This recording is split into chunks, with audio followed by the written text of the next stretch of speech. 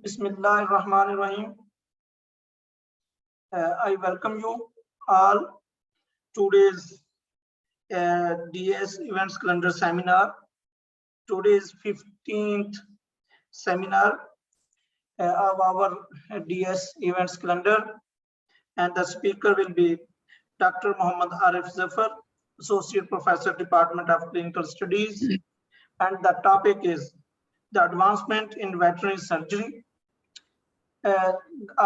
This seminar will be recorded and uploaded on the DAS YouTube channel.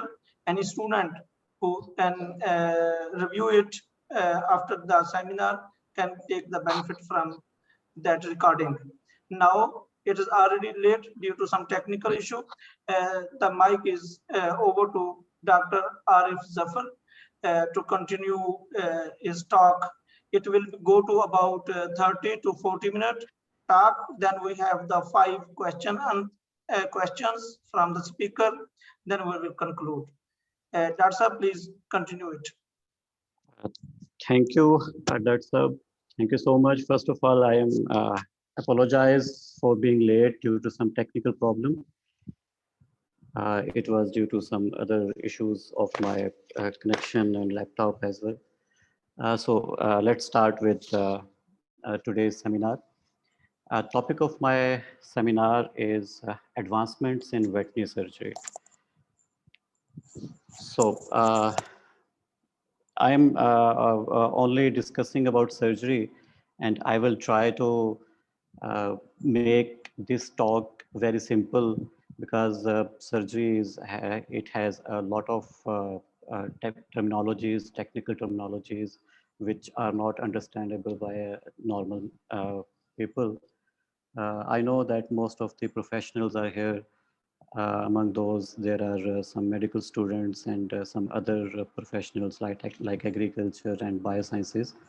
But surgery is somewhat different from other professional institutes and professionals due to some reasons. So I will try to make this talk simple and will try to use minimum terminologies of the surgery. So first of all, I will introduce surgery in a simple manner. Surgery, the word surgery, that is derived from a Latin word chirurgia. Chirurgia is a combination of two words, that is chir, which means work, and urgia, that means hands. So we can say that the work that is done with hands, that is called surgery. We usually say that surgery is an art as well as a science. So regarding art, we can say that the work done with hand. And a very simple definition to which can be understandable to every normal person, that it's a branch of medical science that attempts to correct diseased state to the normal with manual instruments or physical means. So a surgeon, a good surgeon, that always try to revert the pathological state to the normal. Here it is worth mention that surgery, it could be sometime the preference. It could be the top priority of a normal physician who is working as a doctor uh, in a hospital, or it could be used as a last stage, that any physician that try to revert the disease condition to the normal through medicine, through other sources.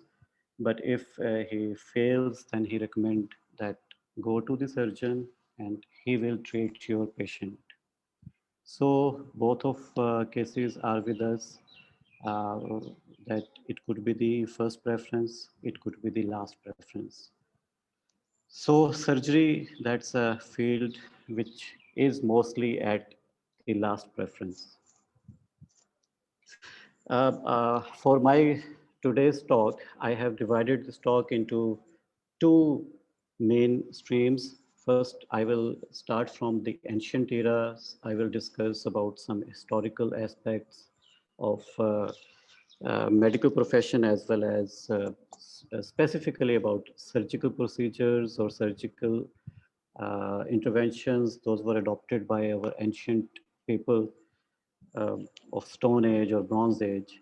Then medieval era, that was a wonderful era, which was not good in the start, but after that, it became a very good era for surgery, for advancement of surgery. Then I will discuss about modern surgery, that where we stand now as a surgeon, and what kind of surgical procedures or surgical assistance by the machinery we are taking, and we are assisted by the biomechanical engineers. So I will start with some historical aspects. If I talk about Stone Age, that could be about 10,000 uh, before current era. That was the Stone Age, and healers of that time, what people call those doctors, or what kind of words used for those people, but I will call it healers. Those were the healers who were presenting a surgical intervention. Here you can see the skull that has a hole in it.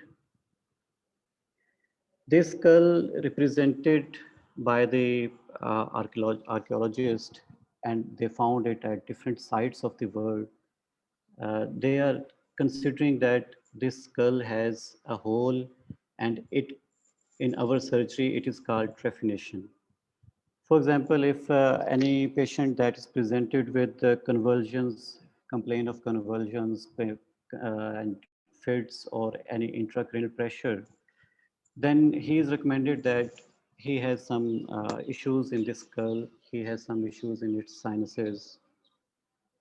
So the surgeon of this era, this modern era or current era, he always think about to make a hole in the sinus, or in technical term, we call it trephination. So he will trephinate the skull, or he will trephinate the sinus of the skull. There are different sinuses in the skull, and then evacuate it for the consider or under consider pathological state. So we can see that these skulls were found at different spots of at different sites of the earth, of the world. And if we assume that 10,000 before this current era, there was no communication source, there was no transportation source. So if it is found in USA, as well as in Australia, as well as in UK or France, then it does mean that healers of those that time, they were well aware of surgical procedure. They tried to make a hole in the skull and remove the complaint of the patient. And among those skulls, there were some bones, those grew up and indicate that that patient become correct of that pathological condition, and he or she survived the condition and lived healthy life. But there are also skulls like this that has that has hole in its. It means that patient may be died due to that surgical intervention. Anyway, whatever the situation at that time, those healers laid down the basics of surgery. 10,000 before current era. Those were the healers who presented an aspect of medical profession and introduced surgical procedure in the form of trephination of the skull, making a hole in the skull in a live patient. So we all consider them the foundation of the surgical procedures. Uh, most of the, due to lack of historical aspects, mostly we assume that whenever the civilization exists and they domesticated the animals, surgical aspect also exists, because there were at least those people got wounds or got fractures of the bones. At least those people got wounds. So what they did with their wounds to heal them, it is assumed and it is documented that they used ants. They used ants as a suture. To suture the wound, they use giant ants. When those ants make a clutch on the wound, on the skin, and hold it, then they decapitate their head.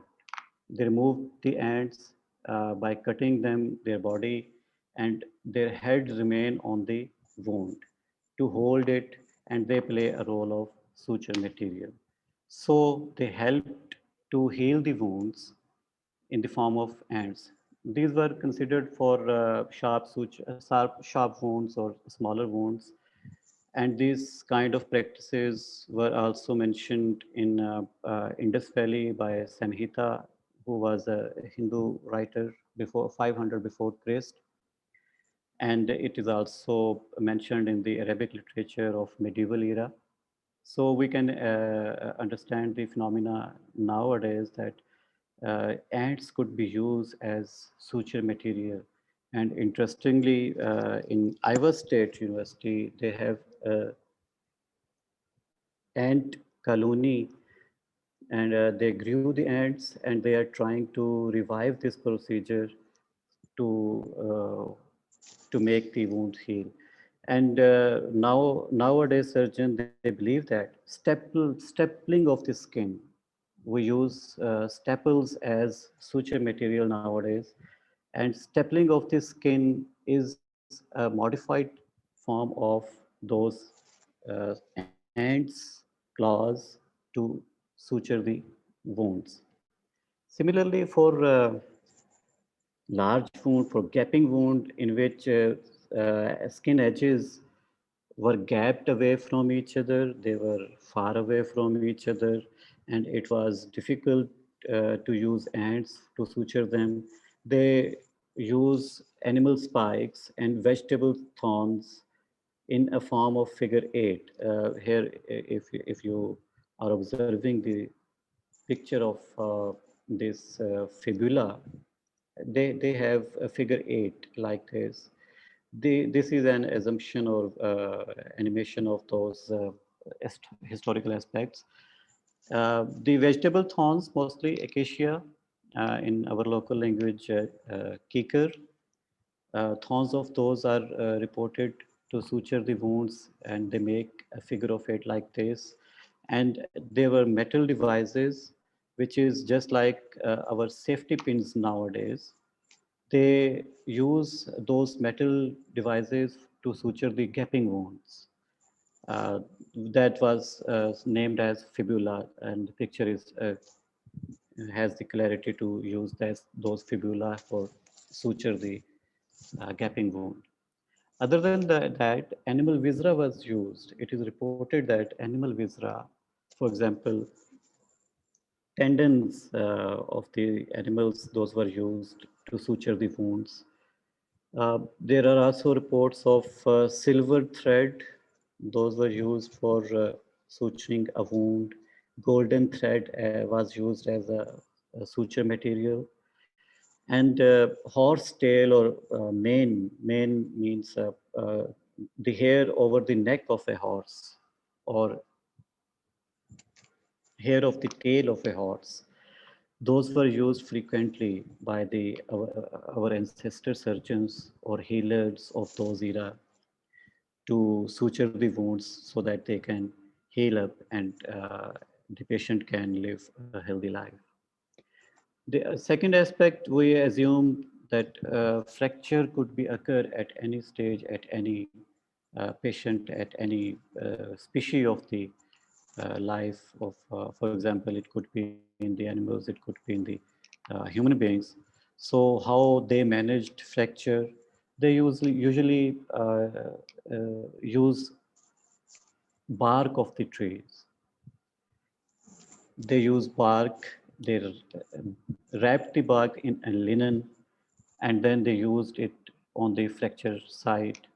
Here is pictures of 5,000 years back. Uh, these are actually leather strips. Those are soaked in powder, and it was overlapped on the bone so that it could be healed. So we can say that the management of fracture is evidenced 5,000 years back. And in Egyptian burial sites, these are very much evident that those bandages, those barks were stained with the blood as well. So it means they always managed open wound. Open wound means in which uh, bone become open to the environment. So they use bark of the trees. They used vegetable fibers to manage the fractures. They use linen soaked in lime, and this is evidenced in two or hundred, two or three centuries before Christ. Linen that was soaked in lime and mixed with egg white to make it stiffen on the bone side, on the fracture side, so that bone can heal. Then red Indians in US, it is evident that they use weather strip, and this picture is actually from that museum of the US. That these leather was used to manage the fracture site, to make it heal, to make the bone heal. So they use leather, they wet it, and it become hardened after some time, and it act like splints of the fracture management. So they immobilize the fracture site with those wet leather or linen soaked with lime or bark of the trees. Hippocrates, uh, usually recognized as father of the medicine, he was. He also described bandages smeared with resins to manage the fractures. So they people around 6,000 or 5,000 years back, they are well aware of the fracture management, and nowadays we have modified these in the form of plaster of Paris, in the form of fiber box, modification of those concepts to manage the fracture. Dental surgery, of course, that is another aspect of the surgery, and it is evident that it exists 12 centuries before Christ. So here is the animation picture of a dental surgeon who is trying to extract the tooth. So Schleppius was a dentist. He was known dentist, and he introduced the extraction of tooth 12th century before Christ. He was Greek, and he used tooth extraction procedures in the patients. There are also some reports that Egyptian people were also considering the dental surgical procedures, and they performed dental surgical procedures in their patients, and they named them Fostofri. Fostofri, the people who deal with the dental surgery at that time in Egypt. And there was a name of Hazire. He was the first documented or first reported dentist in the history of Egypt. And they have made a tomb in the Egypt on that on the grave of that person, Hazire. He was a great dentist, and he introduced a lot of surgical procedures in the dental surgery. So in Indus Valley, There are also 7,000 before Christ evidence of dental surgical procedures were found, and it is one of the oldest medical profession in our area.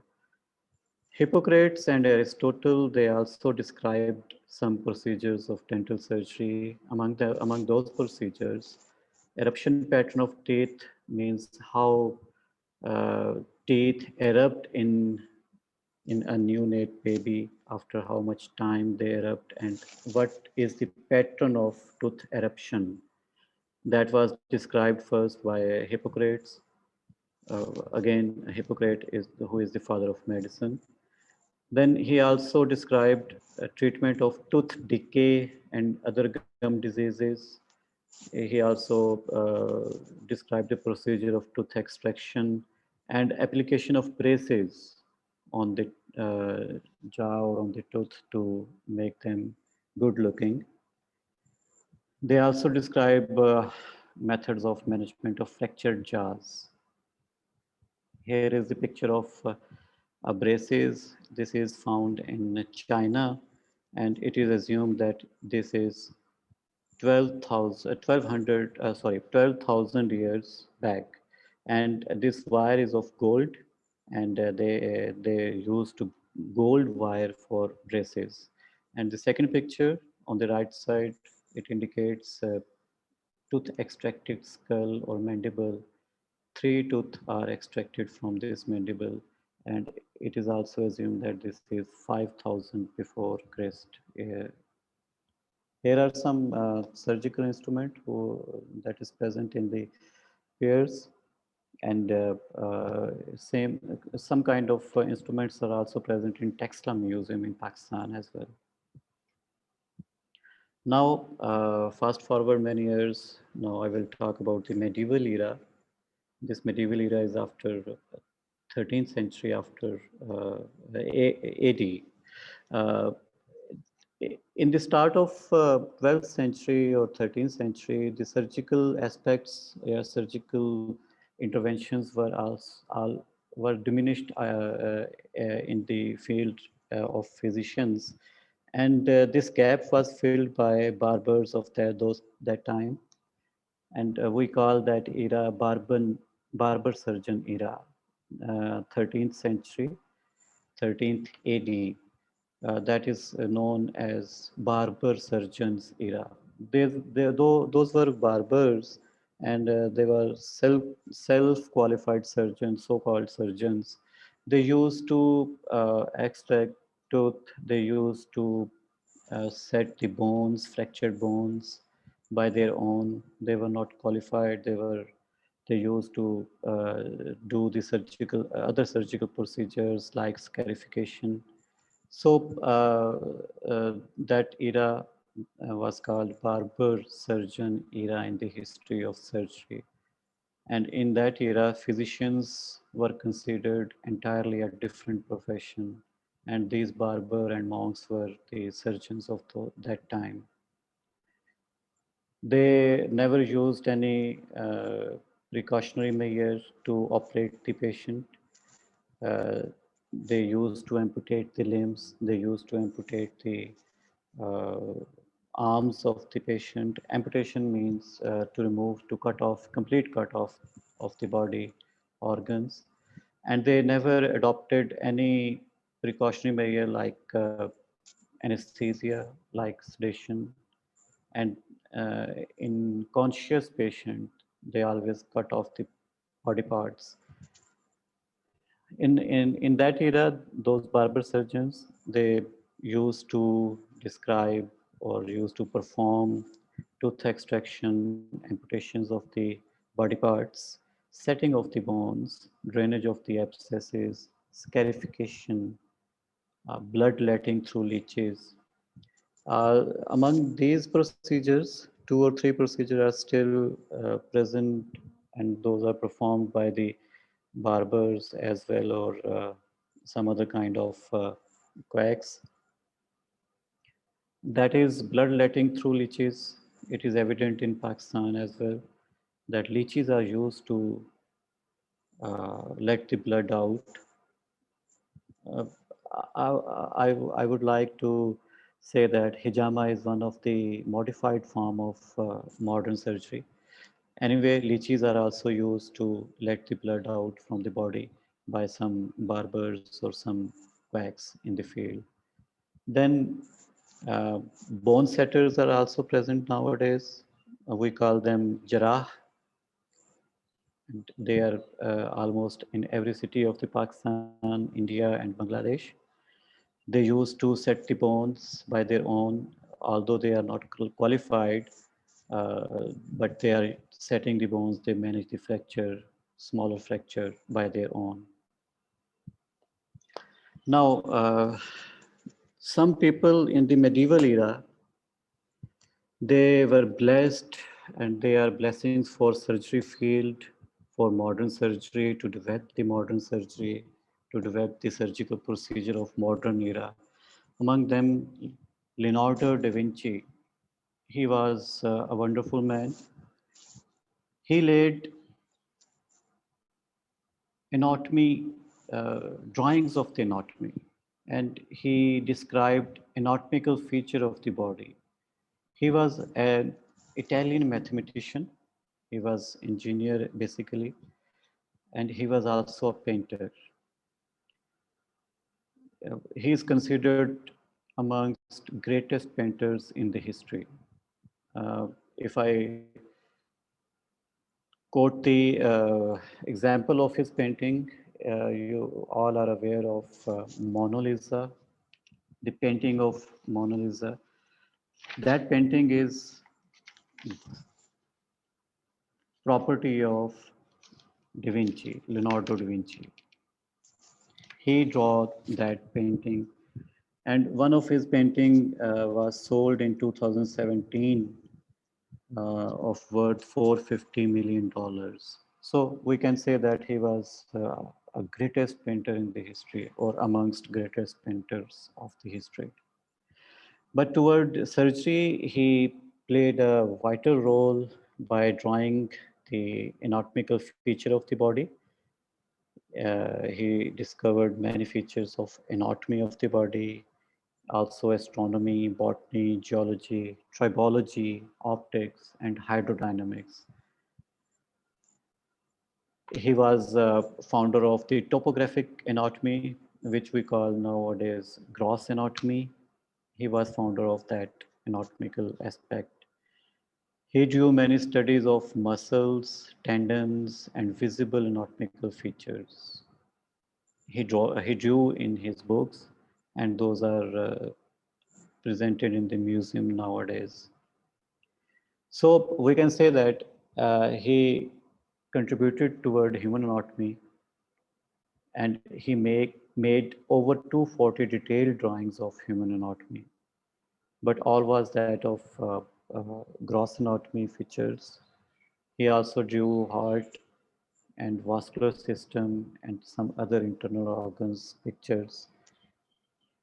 He was the first scientist who draw fetus, a drawing of fetus in utero. And among engineers, I would like to quote that he designed a helicopter. He drew a picture of helicopter at that era. Here are some pictures of Da Vinci drawings, which he used to display. He drew, and those are displayed in Museum of US. Then here, Andreas Vesalius, we call him founder of human anatomy. Actually, anatomy and surgery, they are the same thing in respect that if any surgeon, he does not aware of anatomy, then he cannot be a surgeon, because he always play with the anatomical feature of the body. So start of the medieval era, we always acknowledge the activities of these anatomists, because they played a pivotal role in development of the surgery. So Andreas Vesalius, he is considered as founder of human anatomy. He was a physician, a Flemish anatomist, and also a physician. Uh, he wrote a book with the name On the Fabric of Human Anatomy, and he was just 28 years old at that time.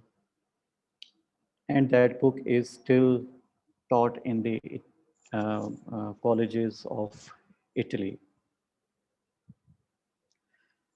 He made skeletal system, drawings of skeletal system. He made statues of anatomical features of the human anatomy.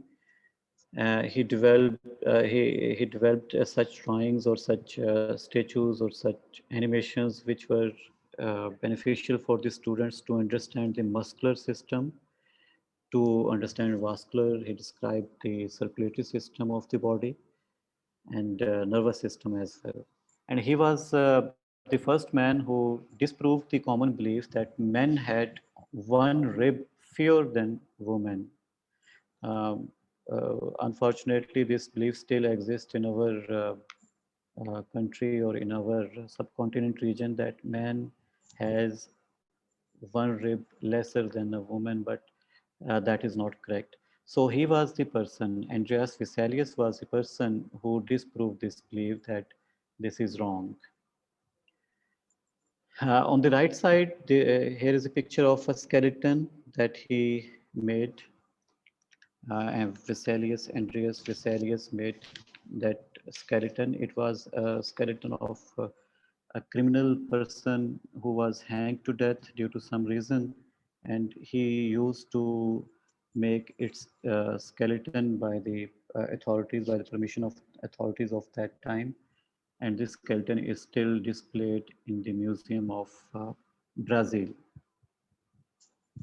Here on the left side, here is the drawing of Vesalius, in which he mentioned about anatomy of hand and muscles, and this is the way he used to describe the anatomy to his students. He always draw the sketch, or and always he made the statue or some kind of things to, so that the anatomy student of his students can understand the anatomy. Then other feature of surgery, that is hemorrhage. Hemorrhage means letting of blood due to wound, due to some other reason. If blood comes out of the body, we name it hemorrhage.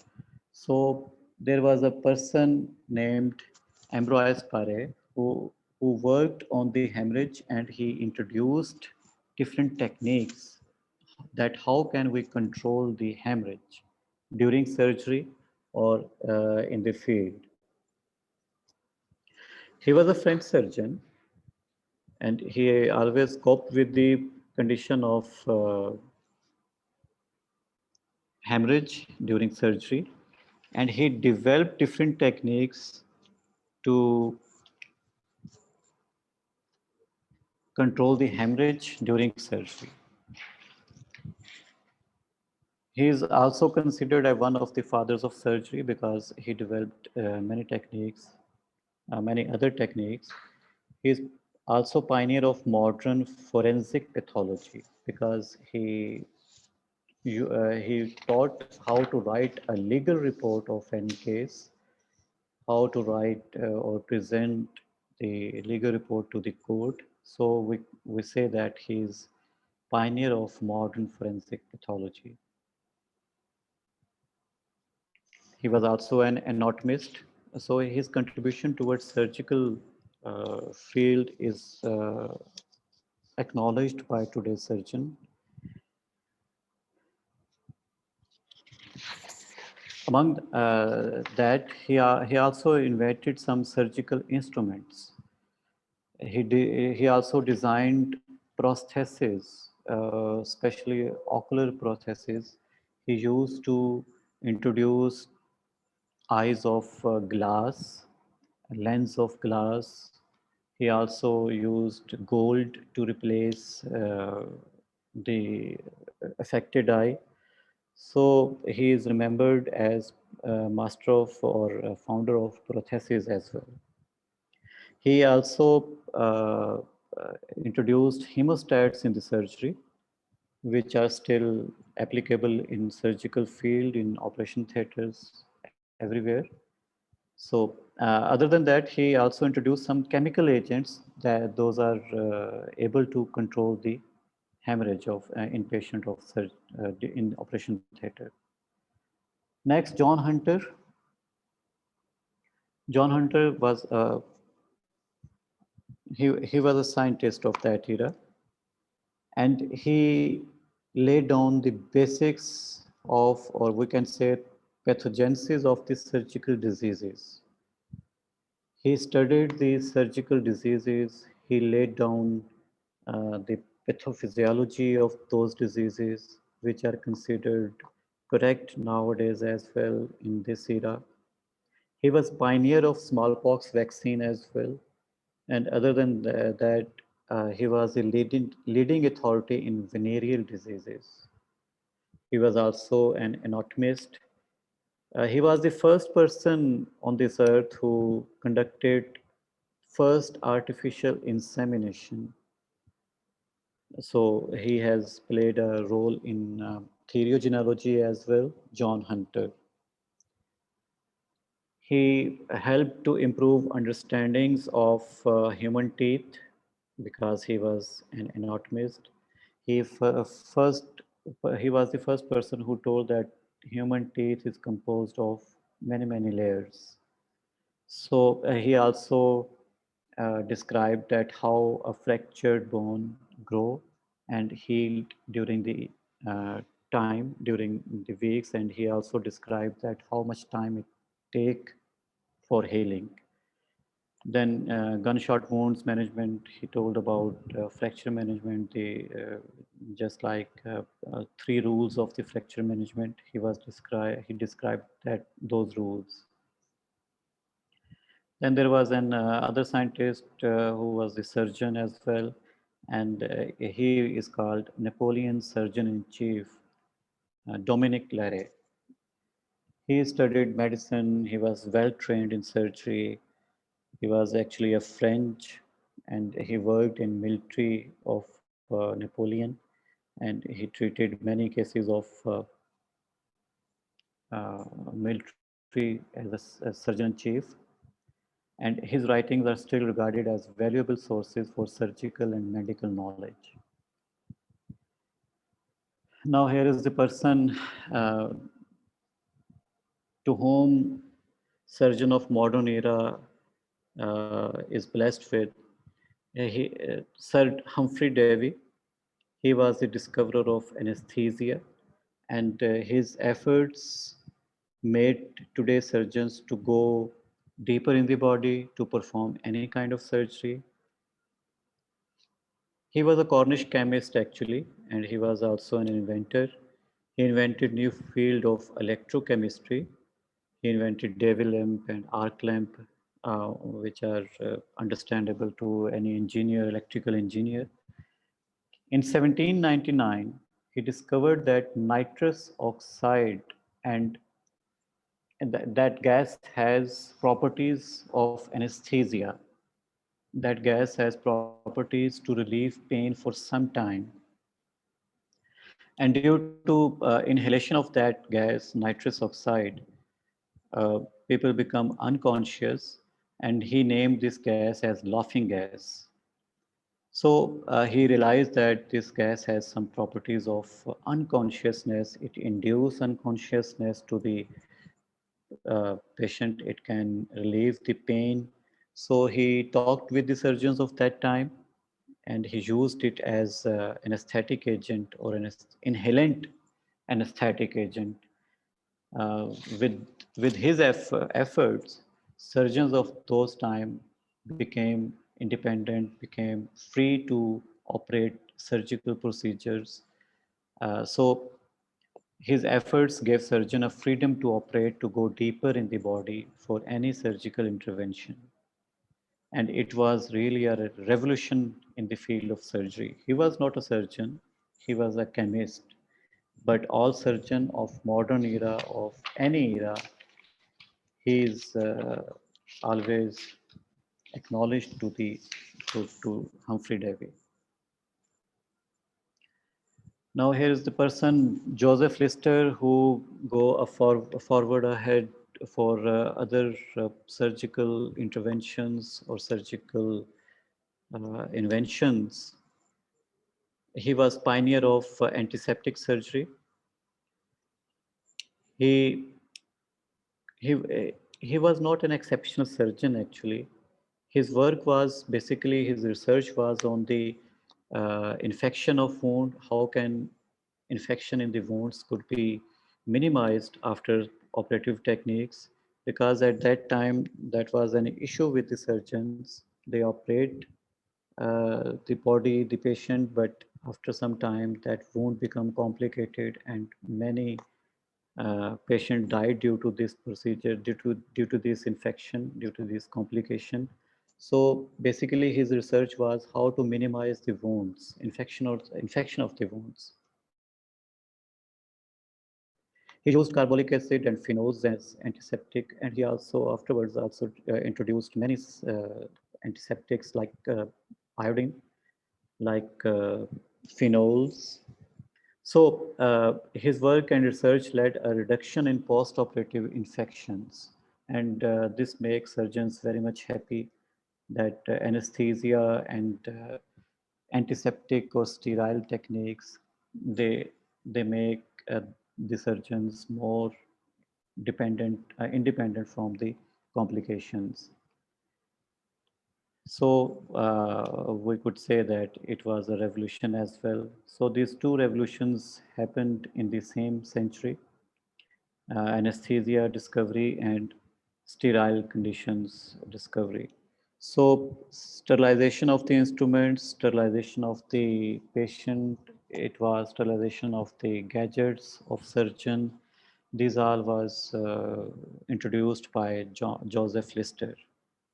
And his famous quote that it is as important to wash your hands before surgery as it is afterwards, that is still accepted and practiced by the surgeons.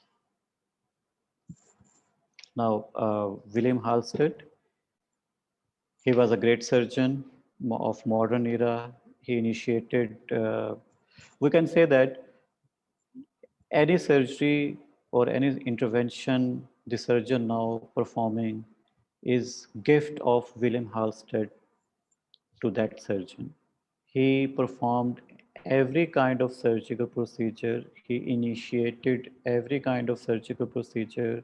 He introduced many suture patterns. He introduced many interventions. And he was considered among big fours of medical field.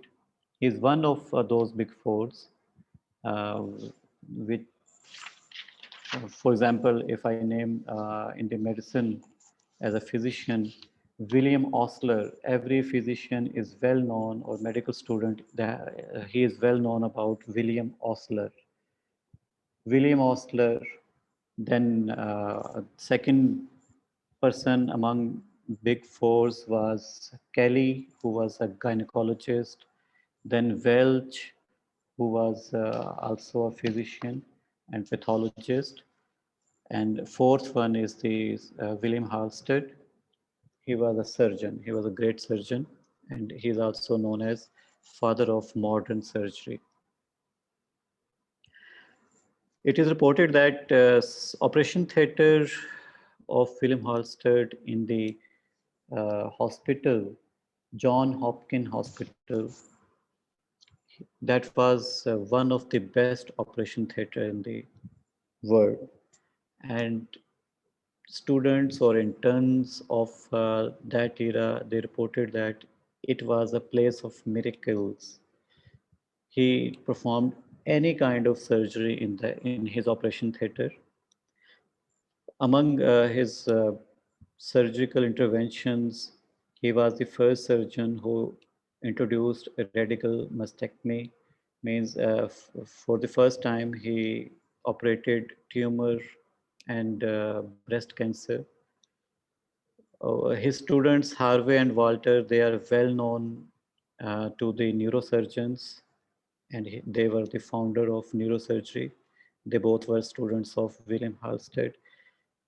He introduced procedures of hernia, how to correct herniation in the patient. He also introduced how to remove the impaction from the body. He performed intrectomy for the first time, biliary duct operation, thyroid operation, any kind of surgical procedure. If we go back, we found that that was performed by William Halsted. So that's why his operation theater was famous as place of miracles.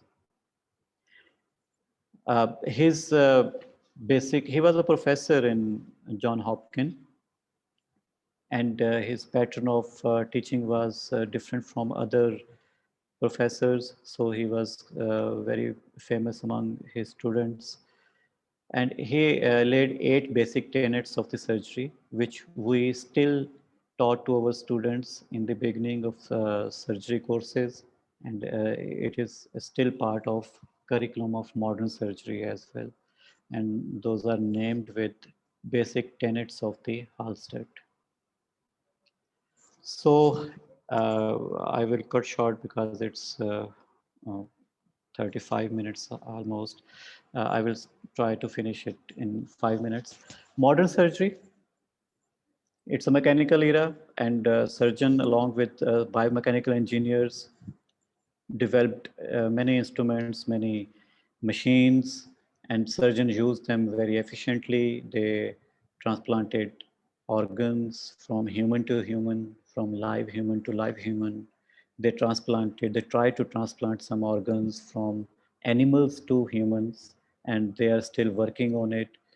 They are working with biomechanical engineers, bioengineers, and immunologists to uh, proceed further that how can we transplant an organ from animal to the human beings, because there is issue of donors in the humans.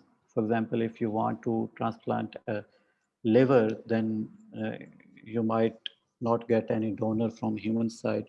So surgeons of nowadays are working on the idea that how can we transplant liver from animal to the human. So they are working with bioengineers and immunologists. They used efficiently machines to diagnose the diseases and to perform the surgical intervention, such like MRI, CT scan, ultrasonography, X-ray machine, radiology unit. So modern surgery is quite easy than ever before. In 1980s, surgeon of that era, of 1980s era, they thought about that why we give long incisions to the patients, why we not perform surgery with small incision, because it could be less pain, and it has low risk of infection, it is more comfortable in healing, etc. So they worked on with biomechanical engineers, and they shifted to the surgery with small incisions or small holes, that is called laparoscopy. And they perform the surgery with smaller cuts. So that's why this surgery is called keyhole surgery as well. Long instruments are used, and a camera is inserted in the body from one hole, and 2 or 3 holes usually make in the body. And then the other holes are used to manipulate that organ, and they perform surgery, and very successful surgeries are performed with laparoscopy. It was previously used for biopsy, but now laparoscopy is used a proper surgical instrument in the human side as well as on the veterinary side. So it fulfills all of the requirements, which we can say that minimal invasive surgery fulfill the requirement of minimal invasive surgery, because it induce less pain, it induce less blood loss, and there is low risk of infection as well. It take less time to heal and less caring as well.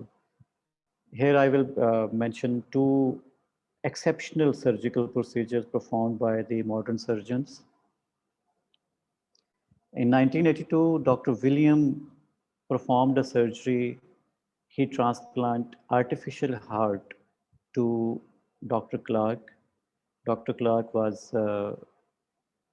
also a doctor, and he was affected by steroids, and his heart was ravaged due to um, prolonged usage of steroids, and it was torn like tissue. So he willingly replaced his heart with artificial heart, and that artificial heart was made up of aluminum polyurethane accompanied with air compressor. This surgery took 7 hours for completion, and this picture is of Dr. Clark as a patient and Dr. William as a surgeon. And this surgery was performed in 1982, and it was a hot issue of that era, because it was just like to put a man on the moon, that transplantation or implantation of the artificial heart to a patient, to a living man. Dr. Clark lived for 112 days. He passed 112 days, and then he died due to a circulatory collapse. The second exceptional surgery, that was transplantation of heart of baboon to a baby. Stephanie Fry was the baby. He born 3 weeks premature with the hypoplastic heart syndrome. His heart was not working. All other body parts was good, but heart was not working properly. And Dr. Bailey of that time, he was leader of that surgeon's team who transplanted the heart of baboon to that baby to at the age of 12 day. 5 was transplanted or replaced with baboon's heart, and that transplantation, that surgery was successful, and it was really an adventure in medical ethics. She survived for 3 weeks and then died, but this surgery opened many horizons for surgeons of modern era, and that's why now surgeons are working with immunologists and bioengineers to develop a plan to make it easy that animal organs could be transferred to the human beings. These are sequence, but due to short of time, I would skip this. This is timeline that how surgery went on and where we stands now. The most prominent feature of today's surgery is robotic surgery. In 1985, the first attempt of robotic surgery was performed, and in 1987, proper surgical procedure of cholecystectomy, removal of the gallbladder, that was performed with the robots. And in 2000, Da Vinci surgery system, this Da Vinci, the same on the name of that same person of Leonardo da Vinci I mentioned earlier. So Da Vinci surgery system, they developed proper robots for surgical interventions with the help of biomechanical engineers, with the help of surgeons. And that robotic system was approved by FDA in 2000 as well. This is the surgical system of Da Vinci system, the company, and it works now. And the surgery performed with the robotics are neurological procedures, urological procedures, surgeries of the urinary system, surgeries of the reproductive tract of the animals, of the patients, human beings, and cardiothoracic surgeries also performed with robots. In animals, horses, dogs, pigs are reported to have robotic surgeries, and many surgical procedures are performed with the help of robots. Here is a picture of Robin Hart robotic surgery, in which cardiac surgery of a pig is performed by the veterinarians. So the journey is still continues, and the coming era is of robots, uh, which will help the surgeons. Now I will shortly I will discuss about the Nobel laureate of surgery, field of surgery. Theodore Kosher, 1909, he was awarded with Nobel Prize. He performed surgery of thyroid glands for the first time.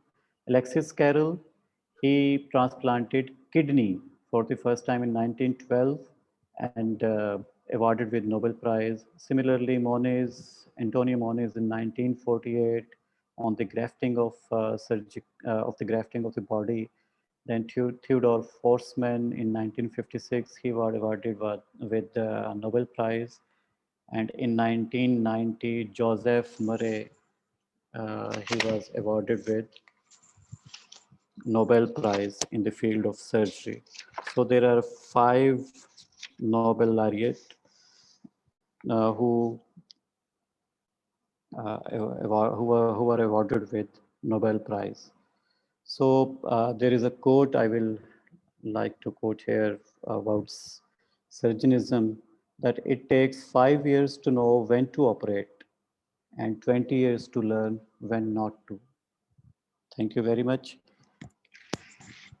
Thank you, Dr. Arif, for your wonderful talk. We are already late in the session, as I have to go to a meeting in the 3 p.m. If any students, any participant have any question, can contact the speaker. He is associate professor in the Faculty of Veterinary and Animal Sciences. Thank you, Dr. Arif Zafar, for sparing your time.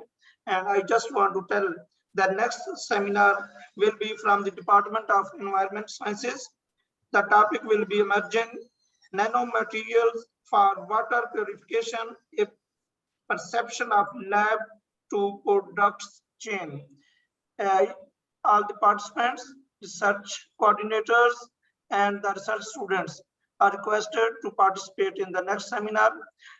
For that time, we will go off. Thank you, speaker, for your talk today's seminar. Thank you very much. Thank you so much, sir.